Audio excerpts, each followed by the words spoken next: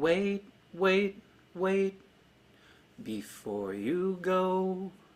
I want you to know that I'm Ellie, and you're watching Jewish Music Toronto's Live with the Cantors, the show where I chat one-on-one with cantors about their lives and careers. And you know what? Don't go anywhere, because we're just getting this show started. Remember to send us your comments throughout the show using the live chat in the YouTube app or the YouTube watch page if you're watching on a desktop. This week's episode of Live with the Cantors is brought to you by Tov Li, featuring one of Toronto's best falafels as rated by BlogTO. That's right, Tov Li isn't just one of the best in the city for kosher falafel, it's one of the best in the city, period. You can get your falafel in a baguette or wrap, or try their new falafel box, or go for one of my personal favorites, a classic pita packed to the brim with hummus, veggies, and massive crispy falafel balls. Click the link in the description below to check out their menu and order your own today. And do me a favor, while you're ordering, tell them JMT sent you. Tov Li, pizza, falafel, salads, sandwiches, and more. Now, let me introduce you to this week's guest. My guest this week was born and raised right here in Toronto and grew up attending Beth Tzedec congregation, where he now serves as Chazan. He is an honors graduate from the religious studies from York University, holds a bachelor's in education from U of T, and received his training in Chazanut from JTS, the Jewish Theological Seminary. He has performed at various events in Canada, including Jewish Music Week, Ashkenaz, and Jews for Judaism Cavalcade of the Stars, and the U.S., as well as with the Cantors Assembly in England, Germany, Portugal, and Spain. He is also one quarter of the close harmony quartet, the Wizards of Ashkenaz. Joining me today is Cantor Sidney Ezer. Thanks for coming on. Pleasure to be here. Hi, everyone. I'm going to do a quick levels check, make sure everything's all right with our sound. It is. So let's just jump straight into things. As I said during the introduction, you were born and raised right here in Toronto. Thinking about your upbringing outside of the show for the moment, describe to me your early life here in the city. My early life in the city, I grew up in the Bathurst Manor, 117 Clifton Avenue, is what I remember. Right across, basically a stone's throw away from Beth Emeth Synagogue. So I went to Beth David, Beth Emeth United Congregational Schools as a kid growing up, to Cheder. That's my utmost memory growing up there, where my Jewish education, my Jewish background began. Growing up, what were some of your usual haunts? You know, where did you hang out? Oh, Overbrook, the mall. Geez, wow. Wait, when you say the mall, do you mean like Wilmington Plaza? Wilmington Plaza. Which is no more? Which is no more, that's right. Yeah, that's been a serious thing going on there with what's it going to be? Is anything going to end up getting approved? Okay, we're getting way off topic here. That's unrelated. Okay, let's turn to Beth Tzedec congregation. Okay. You've been a member there since your youth. Thinking back to those formative years, tell me about the shul's impact on your sense of community and your relationship with Judaism. I'll be honest with you. It is as a child, we came up from not a religious family, a traditional family. We went to shul not on a regular basis. We would go on some Shabbats and on the high holidays. And I think that my formative years, what got me interested in music at the time was just going to shul on the high holidays and listening to the cantor and the choir. My sister and I both are singers, and we would just sit in the pews, sit in the congregation, and would just mimic the parts of the choir members, just to be part of the some certain. You were following along, basically. Following the text and following along in the music. We started to learn some of the major pieces that were congregational favorites, and we basically participated along with them. And I think that was musically, from a musical standpoint, that's I think what's first got us interested, or got me interested in Jewish music, as well as Judaism as a whole. It's more from a musical standpoint from that point at that time. I find it's one of the things that certainly keeps me grounded within Judaism as well. Music has been a big part of my life within Judaism, for sure. Yeah. With that in mind, actually, I'm wondering who was the cantor at the time when you were in that specific time that you're talking about. It was Cantor Paul Kowarski. Paul Kowarski, how was that? I don't know much about the man. Mm-hmm. Oh, yeah. No, it's... What do you remember of the shul as it was during your childhood? I understand it's going through quite a bit of a rejuvenation right now. Right. How was it back then? Back then, it was pretty. I mean, everything was pretty stationary. I mean, we had Rabbi Friedberg at the time was the rabbi for quite a few years. That was the rabbi I was growing up with. My mother grew up with. Well, she had grown up with Rabbi Rosenberg. Because my mother's family had been members of the congregation since 1956 when they moved to Toronto from Kitchener. So they grew up with Rabbi Rosenberg, who was the first rabbi of the amalgamated congregation. But myself, I only knew Rabbi Friedberg. He was the rabbi growing up for many, many years until Rabbi Friedman Cole came.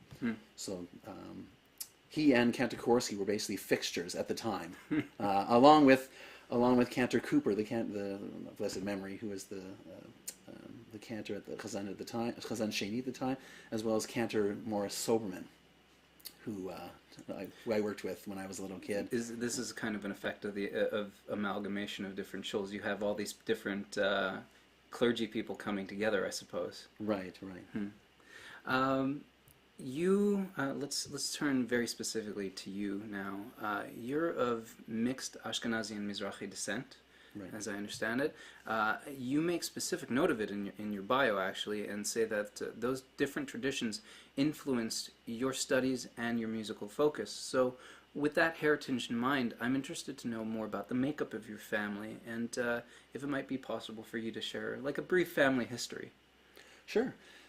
My mother's family is Ashkenazi background. My mother was Canadian. She was born in Canada. Grew up in Kitchener. But her family came from the Ukraine. I always ask where. She says in Kiev. Some say in Odessa. But basically in the Ukraine, in areas. And my father's family came from Iraq and Iran. My father was born in Iraq, but his parents moved to Iran for business purposes later on, until eventually my father had actually moved to, well, I guess obviously with this creation of the State of Israel, my father had moved to Israel with his two younger brothers at the time and had enlisted in the army. My father was an aircraft mechanic. Oh, wow. Yeah. Did he have any good stories about that? About his time being in the service? Very much, yeah, sure. He's told me a few stories for sure. Growing up, he always talked about the politics of it all. About the British meddling in Israeli affairs. He was always very upset about that, and we have pictures of him sitting with his buddies on a tank as well. But basically, those are classic types of photos, right? I know, yeah. How did your parents meet then? So what happened was in Israel, my father had already moved, and he was with his two younger brothers. My mother has a lifelong friend, and the two of them were touring in Israel at the time, and they were in a restaurant. And there's different conflicting stories depending on which one you asked, but basically, each one says that they moved over and bought a drink for the other person. So basically, it was a love at first sight romance between my mother and my father. They tried to set up. My father was with his younger brother at the time. They tried to set up his younger brother with my mother's friend, but that didn't work out. But my mother and father basically hit it off really well. Hey, it seems to work out for them at the very least. So there you go. Yeah. So even though my mother went back to Canada, my father was working as aircraft mechanic he was working with El Al. Eventually, when he was touring, he had to travel, and he was in France. So he basically kept in contact with my mother over the years, and eventually they just began. They got married. They got married. They got married in Toronto in 1964, and they moved to Israel for the first 2 years of their marriage. My father wanted to introduce my mother to Israeli life, Israeli culture. That's where my mother, learned to speak Hebrew. It was excellent. My mother actually said that. When she learned to speak Hebrew very well, my father could tell, because when she was angry at him, she would start yelling in Hebrew. There you go. That was really impressive. That's the sign. I have a friend. It's the weirdest thing, because he's actually from New York, but I think this is like some kind of weird thing with the Beatles because he's big into the Beatles. Whenever he gets angry, he slips into a British accent. It makes no sense. No sense whatsoever. Can you describe the cultural balance in your parents' home then, and how that influenced your Judaism? We were very balanced at the time. I mean, even to this day, for Rosh Hashanah, thank God you have two. When I say cultural balance, I'm specifically talking about Ashkenazi Mizrahi balance here, just in case, right. just to make sure that. Right. Okay. Right. Well, a good example is that when you have the second day Yom Tov, you've got one night. We would get together to have a seder or to have a family meal, and we would have my mother's side of the family on one night, my father's side of the family on another night. We would sing melodies, in the Iraqi tradition one night. We'd have an Ashkenazi style the next night. So culturally, growing up, we were also very close. Like my father had 6 siblings, so their children, my cousins, growing up, we were very close. We would have Friday nights together. We'd have sleepovers together, Shabbat dinners, things like that. And of course, we'd always share holidays together. Would it be much? If there's one that you could just bring up in your head right now from Pesach Seder of Mizrahi tune? Sure. Would you? Yeah, for sure. us? Yeah. Sure. Halach Ma'anya. Oh, that's a great one. I love that. In the Iraqi Jewish tradition. Okay. Yeah, we sing like this. They sing it in the Aramaic, and then they would sing it in the Arabic. Unfortunately, I never learned Arabic. That's one thing I regret. I have to really sit down with my uncles and say, teach me the Arabic version. But they do. We have a couple of uncles who are, thank God, still alive, who still know it. So I'll have to learn the Arabic version. But the Aramaic version. Please, if you could, sure. yes, Yeah, no. Absolutely.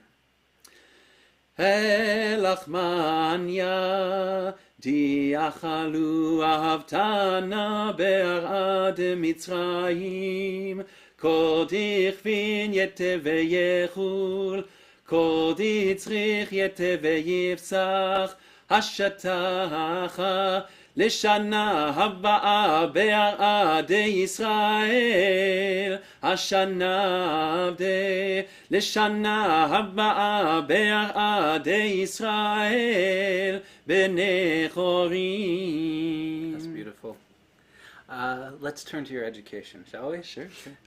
So looking towards that, I mentioned at the top of the show that you attended York University and U of T for religious studies and education. Was your plan always to go into the cantorate from the start, or did you have other expectations? No, this was the cantor. The cantor was a second career for me. Actually, growing up, and when I went to York University and I graduated or enrolled in religious studies, at that time I had no idea what I wanted to do. I was thinking along the lines of a career in archaeology, perhaps, or maybe graduate work. I was always interested in my first year of school when I took I took a course of Greek and biblical civilizations, Greek and biblical traditions, and that what got me more interested. Even though I was under the umbrella of Judaic studies at that time, I had no, the cantorate was far from my mind. It was more. I mean, even a career goal was not. I didn't have a set career goal at the time. I was just more interested in taking courses that I was interested in.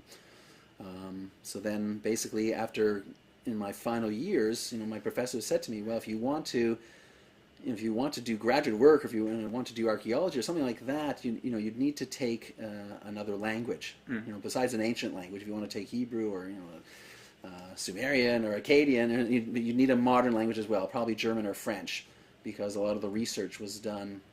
And you did go into French. You went to Quebec for 2 years. Correct. So that's what basically put me on the route to. So I figured might as well learn French because it's more useful. I did learn French in school growing up, but and you probably already knew a bit of Hebrew anyway, right? And I did know a little bit of Hebrew, reading knowledge of Hebrew, yeah, for sure.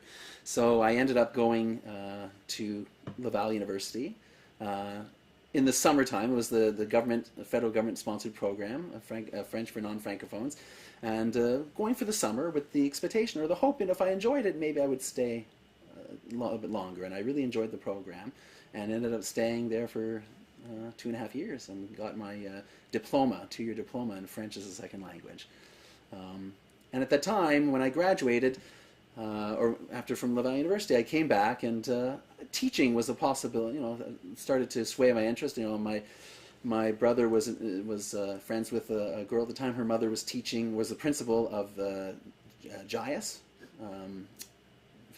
I guess now it's Jewish Immigrant Aid Services. Okay, yes, Yeah. okay. I was thinking G for a second, and then it just snapped in my head. Okay, I knew exactly what you're talking about. So I mean, she was the principal of the program, and so she got me involved volunteering, helping out with the teachers, teaching ESL, and that's sort of put me, on the road of my teaching career. I ended up teaching part-time.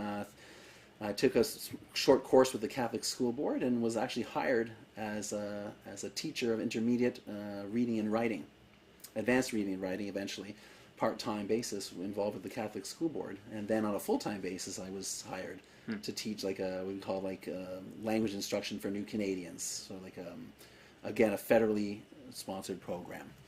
So I was there, I was a teacher for 10 years. I taught ESL for 10 years. Wow. That's quite a bit of time, actually. Right. Yeah. So that's where the switch to the Cantorate came after that, basically.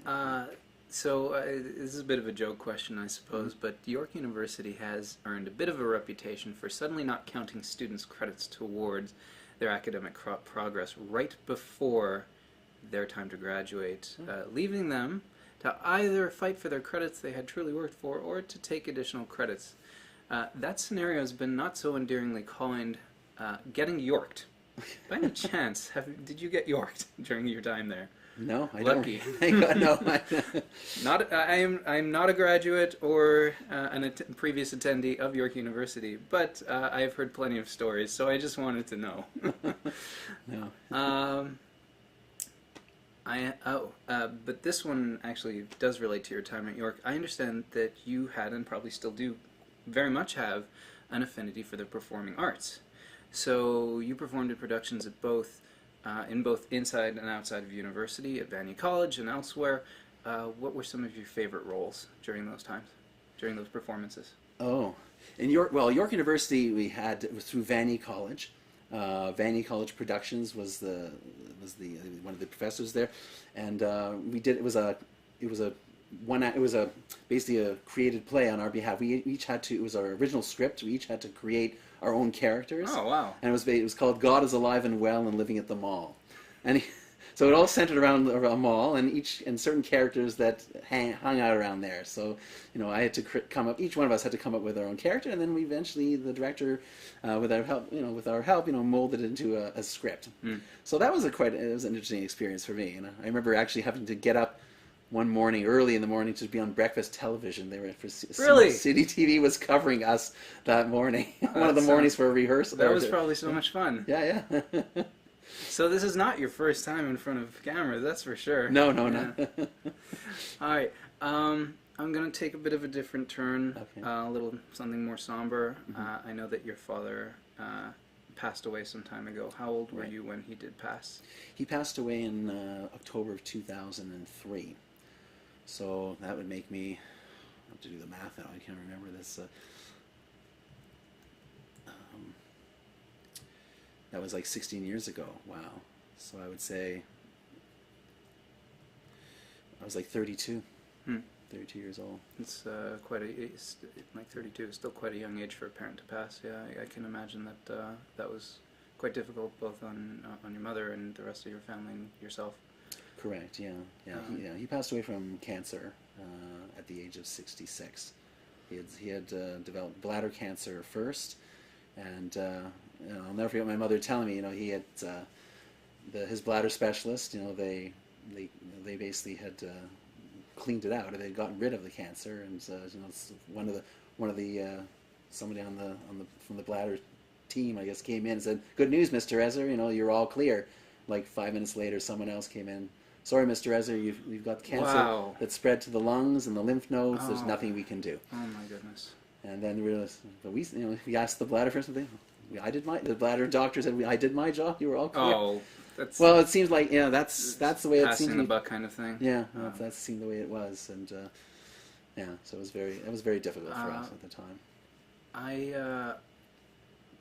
I'm wondering especially because of our earlier part of our conversation, and during my research process into you, I learned that during your time saying Kaddish, you were introduced into the choir. Correct. Very much, from what I understand, at the behest of the clergy. Do you find that was very much an influence in towards your path as a cantor?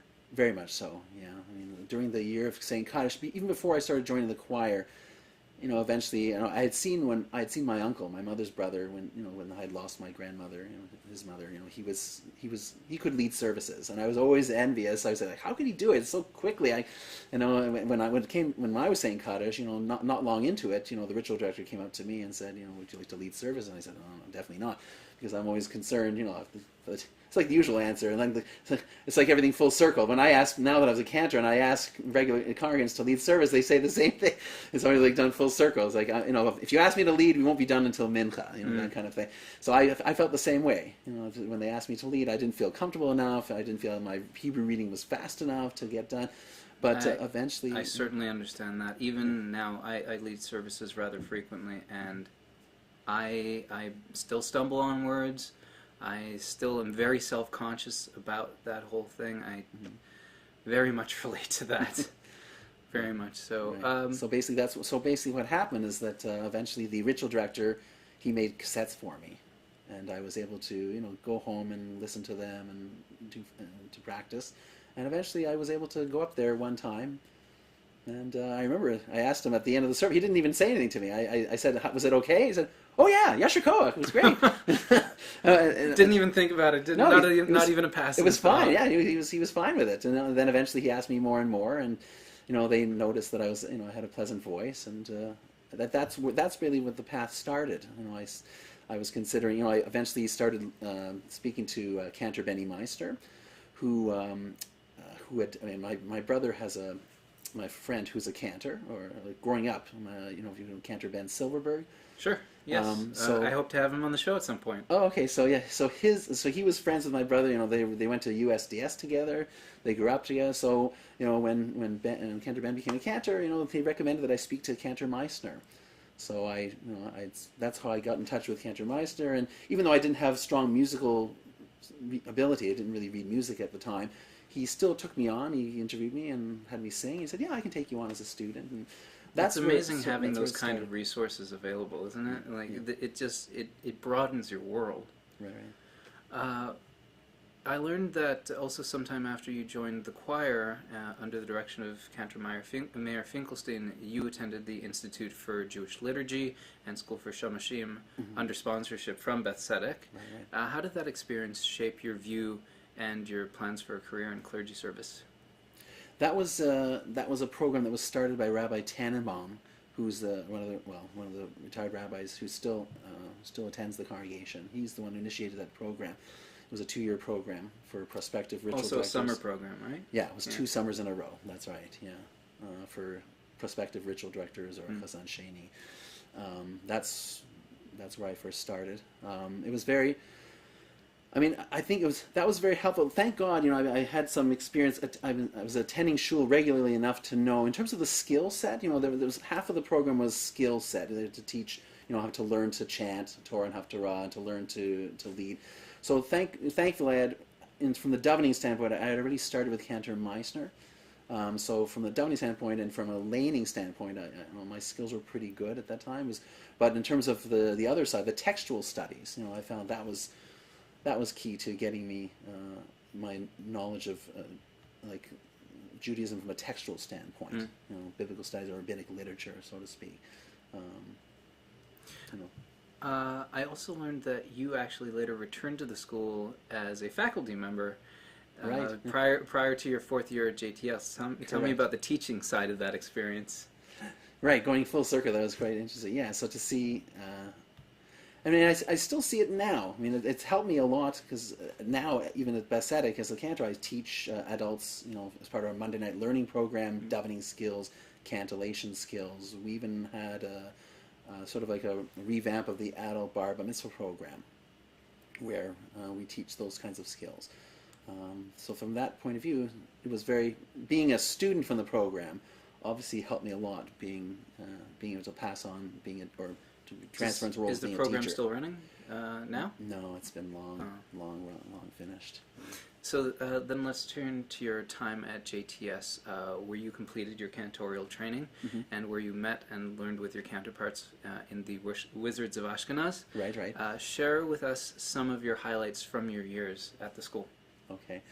So I should really backtrack a little bit to tell about how I got there, how I got to JTS. Yes, absolutely. Because, I mean, I could have, when I studied with Cantor Meissner, Cantor Mayor Finkelstein had taken me into the choir, even though I didn't read music. And unfortunately, I didn't grow up with musical education. I had, I played the recorder, I played, the xylophone. How many students? How many students with the recorder? It's just, it's understandable. Yeah. Right. So still, like thankfully, the Cantor Meissner had let me in as a student, despite my lack of musical. He gave me recordings of his Kochko. He had like the Kochko manuscripts. Cantor Adolf Kochko is usually in terms of learning the Nusach. That's the text, either that or Cantor Israel Alter, which is the musical text. Cantor Meissner's uncle. Yes. Yes, that's right. So he gave me Cantor Kochko's manuscripts, so I would learn from there, but learn from the recordings. Cantor Mayor Finkelstein, he was in need of a tenor at the time for the choir, and even though I didn't read music, he let me in. He said, "Well, I'll let you in on a, if you want, an experimental basis, see how you feel." It's a bit of a testament to the quality of your voice, I would suppose. I guess, yeah, but also more of a testament to my ear. I think because luckily having a good ear is also very helpful for sure. For sure, because even though I didn't read music, I was able to pick up the music, the recordings, or at the rehearsal, the material that we were doing. So, and eventually they had me up on the bema much faster than I expected. So that was very good. But even though the studies with Cantor Meissner were very rewarding, and the experience with Cantor Finkelstein were very rewarding, and then eventually with Cantor Sparrow when he came and took over the choir. Cantor Sparrow had a connection with the dean at the time of JTS, and also Cantor Meissner knew the dean of JTS, and they both said, you can keep studying with Cantor Meissner, but to get really the meat and the potatoes of the whole thing, I think given your background, you really should consider going to JTS. And I wasn't, again, another 5 years of school after having already done 7 years of postgraduate work. Yes. And your time working as an ESL teacher. And time working as an ESL teacher at first didn't seem too appealing, but it just worked out at the end because of they arranged for I had enough sick days teaching. Accumulated enough sick days at the Catholic school boards that I could take a few days off just to go to New York and just to see the school. Oh, this was just to go to see the school. Yeah, I was going. You have to go and audition. You have to audition for this school. But I initially just was going to go to New York just to see what it's like, to see if it's really for me. About a week and a half before going to New York, I found out that a couple of schools had closed down in Toronto. A couple of ESL teachers had lost their position, and even though I had been teaching for 10 years. Those teachers had more seniority than I, and I was basically laid off of a job. Talk about reading the signs. Oh, reading the signs, exactly. People say, wall. "Oh, it's Bashar." People right away say, "Oh, it's Bashar." It's because then I went to JTS, and they had me audition, and they accepted me. So the decision was basically taken out of my hands. It was that's how I got there. And it was, and luckily at a time when I got there, it was very, the funding was still very good at JTS.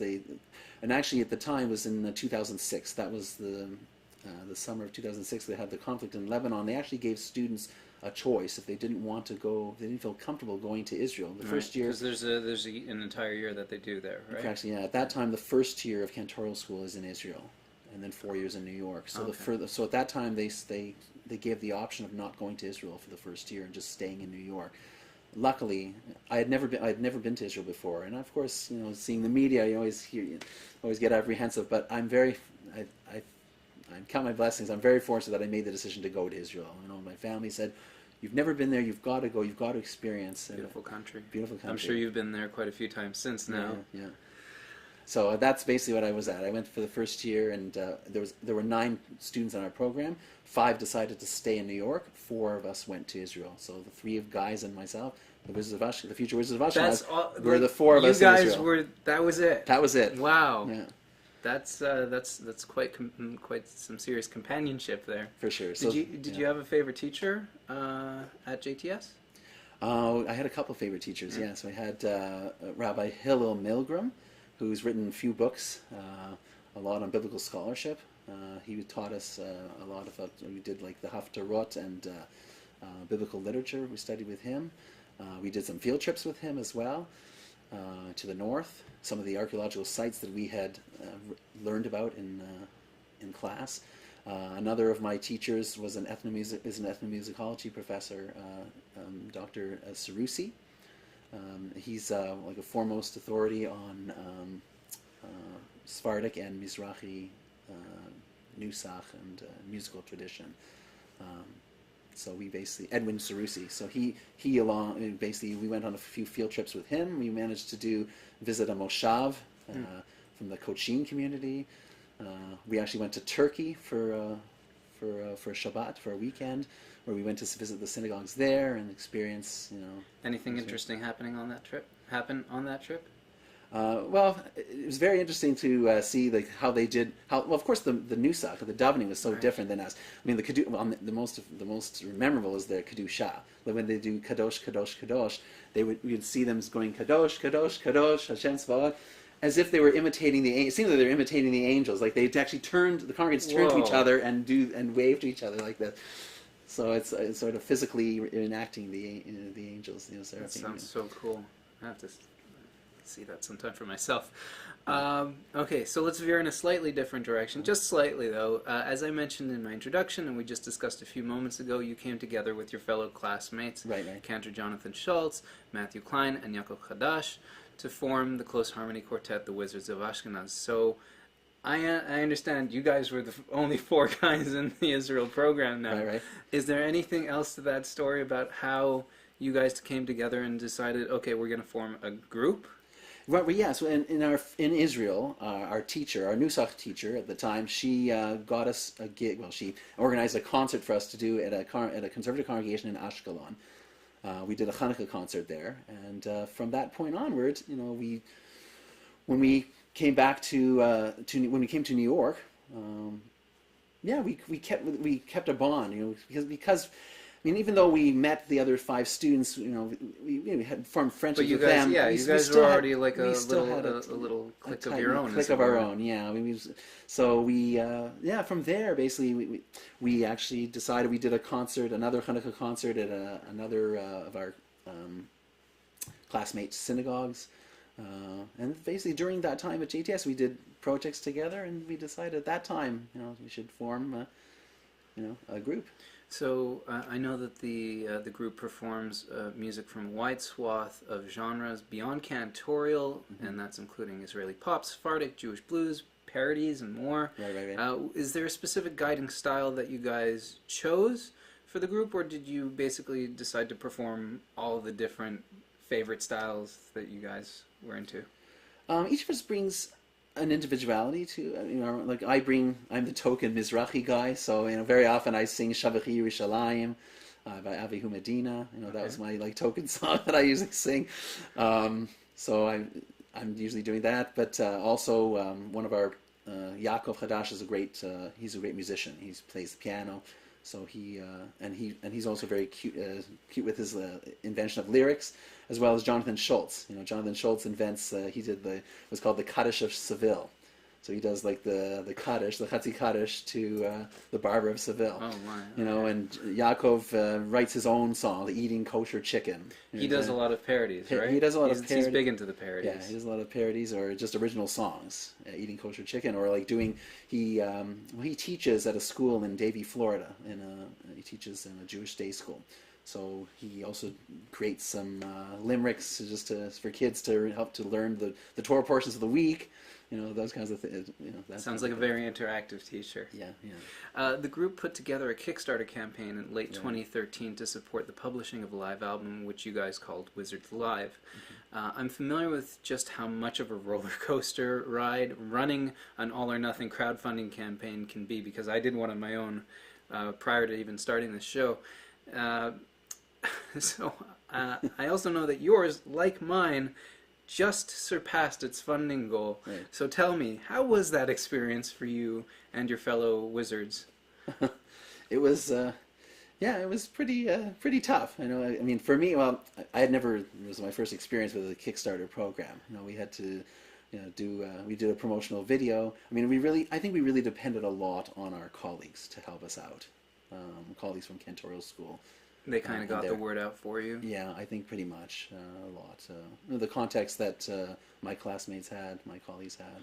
I saw that that Yaakov was the one who was running the campaign. Right. Were you following along as closely as I'm sure he probably was to the statistics of how the ups and downs with the following of the campaign were? A little bit, and I wouldn't say as much as him, because I mean, unfortunately, my technological skills are very lacking. So I mean that I can see. I basically relied on updates from what they were saying, or to the best of my ability, I was able to check in on things like that. But I mean, from my end, when I was here in Toronto, I was doing my best to try and get support from there. Yeah. Hard because it's in U.S. dollars, I think. Well, now actually, by the time that I ran my campaign, you could choose a different variety of currencies. Yeah, I was very lucky that way. I don't know if Patreon's done that yet. Patreon. If somebody from there is listening, maybe you could look into that, because it would be great to be able to offer that to Canadians and Israelis even. Okay, we're just about to head into the Q&A, but before we do, I have a request. Okay. I chatted with your fellow wizard, Cantor Yaakov Chadash, Oh. and I asked him if there was anything interesting I should ask you about. There was one thing, but I told him I didn't want to embarrass you, so he suggested this. He said I should ask you about your finger snap. You're right. First of all, what is that? And second of all, would you mind showing us? Sure. Sure. Okay, let's start with what it is. Okay, well, my late father could do it too. And then when I was in Cantorial school, the dean of the Cantorial school said, well, if you can do that, then obviously you're an authentic Sfard or Mizrahi guy. Okay. So I was also taught... Might want to pull away a little bit from the mic if it's a loud thing. Well, yeah, this goes like this. So very often you'll see that people chanting for special music. I've never heard the snap. I've never seen the snap before. Sure, the trill, but never the snap. Oh no, yeah. No. It's a common snap. Like I guess it's like clapping. It's another version of clapping. There we go. For celebratory. All right, it's time. It is time to open up things to you, the viewers. If you have a burning question or maybe a thought you want to share with Cantor Ezer, send it in now. The lines are always open, of course, for the live chat, but if you do have something that you want to say it now. The easiest way to do that, if you're on a mobile phone, turn your phone upright. The live chat bar will come up on the bottom, pop it up, and there you go. If you're on the YouTube watch page, it should be to your right. While I wait for you to do that, let me tell you about another one of this week's sponsors. Hey you! Do you know what you'd look great in? One of these super comfortable Jewish Music Toronto t-shirts. This week's episode of Live with the Cantors is brought to you by the Jewish Music Toronto Collection, which is where you can get one of your own JMT apparels and more. There are a wide variety of styles, colors, and sizes from which to choose, including this Spreadshirt Premium Tee, which features a snug fit design to make you look your best. Click the link in the description below to get your own today. While we wait for people to write in, we're going to move on to your work life. Mm-hmm. Once again, it seems that everything really does come back to Beth Tzedec. During your time in the school for the Shem Noshim program and after your graduation from the program, you acted as interim ritual director there. You led high holiday services in one of the minions there. And after you graduated from JTS, you were brought back as the Chazan Sheni to Cantor Simon Spyro. Mm-hmm. It seems like you're a part of Beth Tzedec almost as much as it is a part of you. Right. Is there a particular classic high holiday melody that you absolutely love that's done at Beth Tzedec? Oh, let's see. Well, as a kid growing up, it's funny, it was called Hayom. Hayom Tam Seinu. That one? Well, I'm sure there are tons, but that's the one that closes out the out the services, for Musaf. As a kid, besides the Hasidic Kaddish at the end, that was my favorite melody growing up. And ironically enough, all the cantors hated it, but I always had, like, Cantor Finkelstein hated it, Cantor Sparrow hated it, but I loved it. So which version is that? Because I only know like one or two. If you just a Hayom, hayom, hayom, hayom. Hayom, hayom, hayom, hayom. Hayom, hayom, Okay, so let me guess. hayom, hayom. Okay. Hayom te'ametzenu. Amen. Yeah. And then there's another part though, the two. He goes, we have the choir going, the basses go, hayom, hayom, hayom, hayom, hayom, hayom, hayom, hayom, hayom, hayom, hayom, hayom. Then the sopranos, hayom, hayom, hayom, hayom. Ha yeah. So it's like Okay, exchanging. so let me guess. So my sister and I, where we used to be as a kids, we would always imitate though. Especially that was our favorite song growing up because I would be the bass. But the Cantors themselves, it was just all that repetition over and over and over again that did it. They were like, I'm done. I think it was just the melody. I think it was more the melody that Really? they didn't like. Yeah. Oh, I think it's pretty nice. I can't. Maybe Well, I'll bring it up with Cantor Spyro when I have him on. Well, when Cantor Spyro, I've been so blessed to have two really. Growing up with Cantor, of course, yeah. I didn't know him personally, but I knew of him very well, and I was able to experience his music. But especially being in firsthand to experience, Cantor Meir Finkelstein and Cantor Simon Sparrow. Those are two of the great, chazanim composers as well and arrangers. So I really feel blessed to have had both of them as mentors. So, are there any particular highlights that you would want to share from your time working with Cantor Spyro? Oh yeah, for sure. Cantor Sparrow and Eliza both. When they were at Beth Tzedec, they took us on. They arranged field trips, so they arranged special trips to Europe, to England, to Eastern Europe, to Germany. We were as part of the Cantors Assembly. So they would, as part of those trips, we would perform certain pieces. When we went to Eastern Europe, we were specifically in Prague, and we went to visit Theresienstadt. Prague is a beautiful city. Oh Right. my goodness, yes. Yeah. So. And you went. Sorry, you said Theresienstadt. We were horrible timing for me to interject with that. I understand, but we, as part of the musical program, we perform music, from the ghetto, from the Theresienstadt ghetto, and it hit home with me especially because growing up. I was when I was in high school, Beth Shalom at the time, the rabbi and his wife, they put on a play, I Never Saw Another Butterfly, which is based upon the poems of the children of Theresienstadt. So having been in that play as a teenager and then having to go to Theresienstadt and to actually be in the crematorium and to chant the Kel Malei Rachamim was a very powerful point in my life. And Cantor Spyro and Eliza arranged for those musical programmings, to perform that in England as well. We did songs of Jewish composers in England, so we performed concerts there. They always included me in any of our trips. So the musical programs we put on were very memorable. So with that with that in our heads, I do want to take a moment to shift into what might be a bit of a difficult conversation. Mm-hmm. In late 2015. Just a few years after you came on as Chazan Sheni, there was... kerfuffle is probably not the best word to use at the shul. Calling it that might even be a bit of an understatement. As the members of the choir resigned en masse in the wake of Beth Tzedec's decision to enforce a long-standing rule within the conservative movement, forbidding non-Jews from being in the choir. It was big news within the Toronto community. It was even covered nationally in the CJN. The choir participated in its last services on December 12th, 2015. Right. What was the atmosphere like at Beth Tzedec the following week? The following week,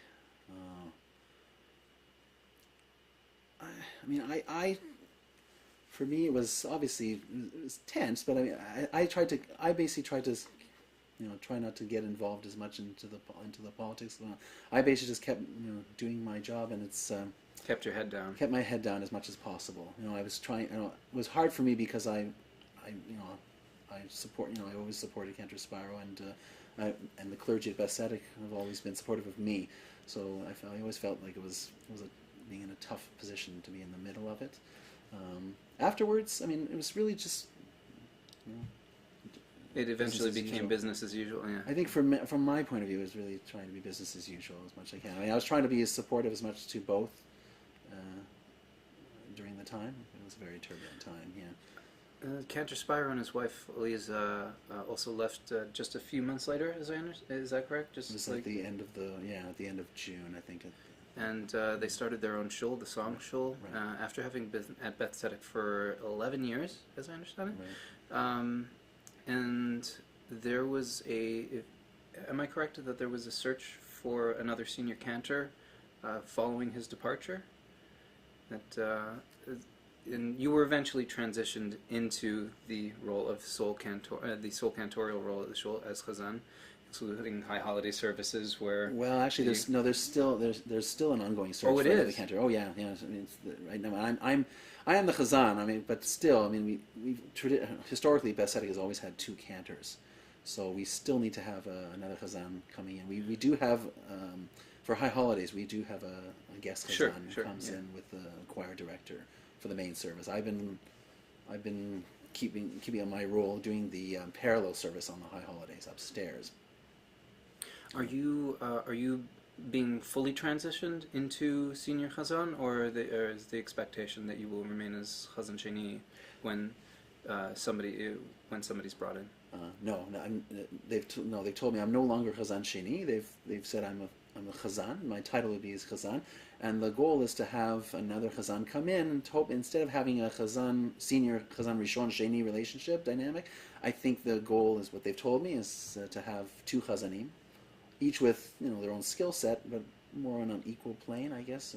So this, I suppose, goes back to the relationship with the shul, and on both sides, it's like they're saying that they wish to groom you to be to stay with the shul for as long as possible. Right. Is that a fair assumption? I think so. I think I've done a very good job there, and I think they're very happy with me. And so it's to have me as the chazan there.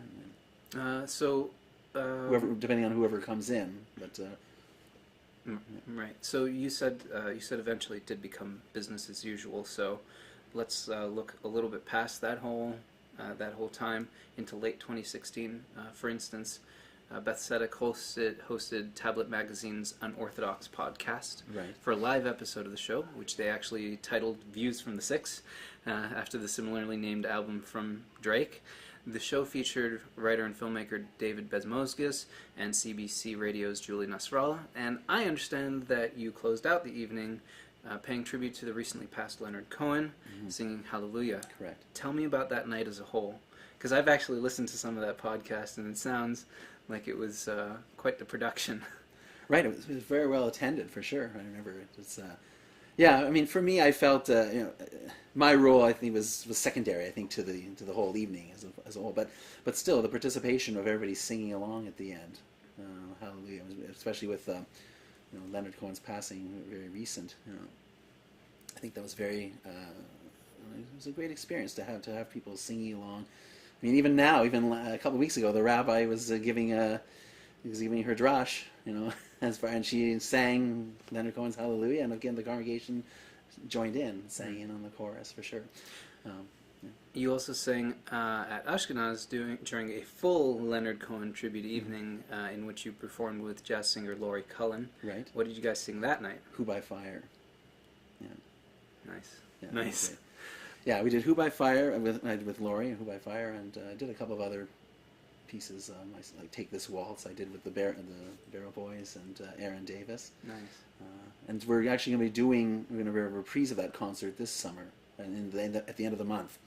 There you go. There's something for you to go and see. Where's that going to be? It's going to be in the Richmond Hill Community Center up north. It's on Thursday night, August, I think it's 30th. So if there are still tickets available, you still got time to go and get them. Yeah, it's basically a reprise of the tribute to Leonard Cohen's music that we did a couple of years ago. You were among the list of cantors who performed at last year's Hurricane Benefit Concert, put on to help the relief efforts in Houston after Hurricanes Harvey and Irma devastated the city. Right. Can you share your experience from that event? That was organized by Cantor Burko. Yes, that's right. I remember singing. I think was meaningful for me in that point of view. At that time was I had not long before that in the fall I had done my first Remembrance Day or my first organized concert at Beth Tzedec, Remembrance Day program, and I had sung a song, "Here's to the Heroes," and I thought that would be very appropriate to to sing as well to this benefit concert to It kind of goes to the first responders. Exactly, the first responders. Yeah. Exactly. That's a beautiful thought. Yeah. That's beautiful. You also, and turning into a bit of a lighter thing here, you also brought your friends from the Wizards of Ashkenaz here to the city this past June for a special Shabbat at Beth Tzedec. How did the congregants receive your group? Finally! We've been trying. I've been trying for years. I mean, as part of it, we always try to go to a shul once a year, at least a different venue once a year. It never worked out scheduling-wise to come to Toronto. Finally, I was able to get them to come. We couldn't do, unfortunately, because it was late in the year, and we couldn't do a weekday concert, but we ended up doing... But you did like a whole Shabbat service. Right, we ended up leading a Shabbat service, and we did an a cappella Kiddush concert performance after services. Nice. And that was well received. The attendance was pretty good, considering how late in the year it was. I was very pleased. Like Beth Tzedec, a lot of people will go away for the summer kind of thing. Yeah, a lot of people do, and so it was like mid-June already. Things sort of wind down, but finally they were able to come, and we were able to do some of our signature pieces. It was great. Nice. All right, it's time to have a bit of fun. Okay. I've got a little game prepared for you. I took some time with it. According to your bio, you're able to read from the Torah in as many as seven different tropes, the musical modes for reading the Torah. So I've devised a little game here. It's if you wouldn't mind playing along. I'll try my best. So I have with me 3 cards on which I've written different tropes. I also have a chumash here marked to this week's Torah portion, the Parsha, if it wants to open to the right page anyway. So I've opened up to the 6th Aliyah, and your challenge, should you be willing to accept it, is to read from some of this week's Torah portion in each of the tropes on these cards. For added difficulty, I may ask you to switch tropes in the middle at a moment's notice. Would you be willing to accept this challenge? I'd be willing to accept it. Well, I can't guarantee I'd be willing to fulfill it, because I mean some tropes I chant more often than others, so I'll try my best. All right. Well, let's start off with something that's probably a little simpler. Okay. West European Ashkenazic. Okay, let me see where we are here. Just start from Shishi. Okay. מקץ 7 שנים תעשה שמיטה, וזה דבר השמיטה. שמות כל בעל מעשה ידו, אשר יעשה ברעהו, לא ייגוש את רעהו ואת אחיו, כי קרא שמיטה לאדוני. Baghdadi. Continue on, or do you... את הנוכרי תיגוש, ואשר יהיה לך את אחיך, תשמט ידיך, אפס כי לא יהיה בך אביון, כי יברכך אדוני בארץ אשר אדוני אלוהיך. Spanish, Portuguese. נותן לך נחלה לרשתה, רק את שמוע תשמע, בקול אדוני אלוהיך, לשמור לעשות את כל מצווה הזאת, אשר אנוכי מצווך היום. I guess that was the end of the pasuk. Oh, I'll do one more then. All right. כי אדוני אלוהיך ברכך כאשר דיבר לך, ואהבת גויים רבים, ואתה לא תעבוד, ומשלת בגויים רבים, ובך לא ימשולו. Cantor Sidney Ezer. So we are just nearing the end of the show. I want to turn things a little bit lighter. I want to know, just personally, what kind of music did you listen to growing up? Oh, I listened to 60s, 70s music, like classic rock and roll. I really enjoyed that as well. A little bit Kansas? Boston? Kansas, Boston, sure. Oh, yeah. some show tunes, because I like musical theater growing up too, so I like listening to Broadway musicals. But in terms of pop music, yeah, for sure, 60s, 70s, classic rock and roll. What's next for the Wizards of Ashkenaz? Oh, that's a good question. I mean, unfortunately, we're all in different cities, so it's hard to get together. We basically are, getting together once a year as best as we can to do a concert. I mean, I think next year. I mean, we heard Jonathan Schultz already emailed said maybe we can get together at his shul in St. Petersburg. That's also in Florida. In Florida. Okay. Yeah. He's in St. Petersburg, and Yankov Chadash is in Davie, Florida, which is not far from Fort Lauderdale, and then Cantor Matthew Osterklein is now in Akron, Ohio. Nice. So yeah, well, hopefully I have not been to Akron yet, so maybe that could be somewhere on our list. But not that I have any problem with it, being that it is my last name. But why do you have such an interest in the color green? Oh. I don't know. As a kid growing up, I don't know why. It just developed. I just cheered for all the green teams growing up. Rough Riders. Yeah, the Rough Riders. I was a Rough Rider fan. I'm actually an Argos fan, but that was the obvious one that came to mind. Right. Minnesota North Stars as a kid, even though the teams that were not that good, even though it's just their color more than anything else that I liked, the Green Bay Packers as well. It's hard to explain. I don't know why, but now since as a kid, I liked the color green, and now I have a green, green kippot, a green talit. Right, and I think that is a perfect segue into our wrap-up segment for the show, our show and tell segment. Okay. I like my shares to guests. I like my guests to share an item of significance to them with my audience. So let me ask you, what have you brought to share with us today? Okay, I brought a few things. I've brought, some I guess inspirational pieces of Judaic. This is my late father's talit and tefillin. So I wear it quite often. I wear them quite often, especially during high holidays, because it's all white. I mean, my father was very spiritual later in life. He was very much involved in learning about Kabbalah, and he had some friends as well through studying Kabbalah, and he got this talit through them. He has the bag and engraved. Sure, engraved with his name. One of the things I like to do during this segment is just has his name on the atara there. I don't think I'm going to open it up to. Over there. Yeah. There we go. All right. I don't want to open it up too much. Just okay. There we go.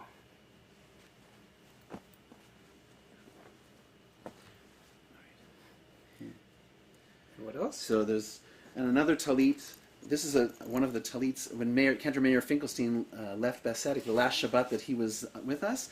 Just as he was leaving, he passed on this talit to me. Oh, that's lovely. Yeah. So and it is lovely, actually. Yeah. It's quite nice. So I use this I cherish this as well. Look at the atara on that.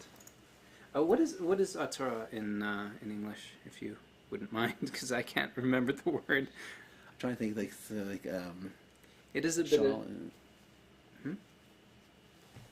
I guess so, like mantle?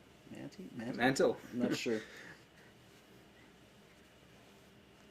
It's a bit of an embellishment, if you would. Yeah. A little bit of something extra to add. Lovely. And I see that you brought a tikkun korin as well, or it appears to be one from where I'm sitting anyway. Right, yes. Yeah. This is... it's seen better days, isn't in condition, but it is green. Or used to be anyway. Yeah. It was passed on to me by a member of the congregation, Rabbi Bernard Burston of blessed memory. He was a prominent member of the congregation, an ordained rabbi, and actually he gave me one of his shofarot, and he passed this to me as well, because once he knew that I was going to Cantorial studies. He was very. When I was saying Kaddish, he used to attend the minyan on a daily basis. So he was very instrumental in teaching me, a few tricks of the trade, so to speak. So I use this for when I'm doing Torah reading, I need to practice. And it looks very well used. Yeah, I know. Very well used. Finalize it. Yeah, more for like learning on the Torah side. because I think this is probably the most realistic rendering of the Torah script and of a lot of the tikkunim that I see. Finally, I see you brought a couple of other things. Finally, I also brought my very first concert program that I did.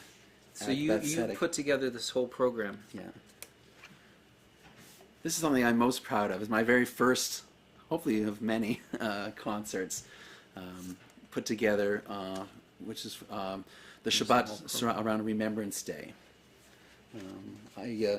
It all started basically on 5-6 years ago on a Friday night when I was leading services. I had the idea of chanting, Oseh Shalom to the last post, and if I'm familiar with it, it is not coming up in my head right now.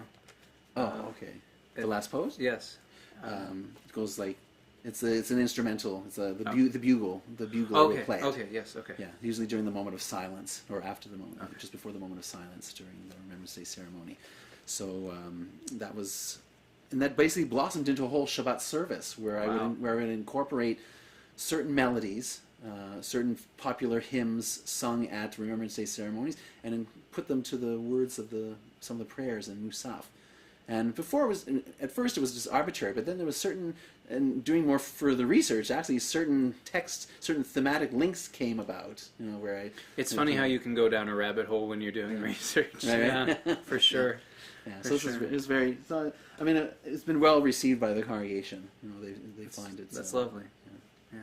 That's all the time that we have for Live with the Cantors this week. Cantor Ezer, thank you so much for joining me this week. It's been an absolute pleasure. My pleasure. Thanks for having me. I want to give a big thanks to my Patreon patrons, everyone watching the show, my sponsors, and those of you buying JMT merch and using my affiliate links.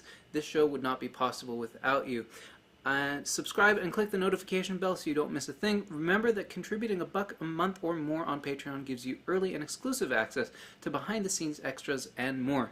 Join me to take part in spreading knowledge of Jewish music and to get more out of your JMT experience. Thanks for watching, and bye for now. Bye.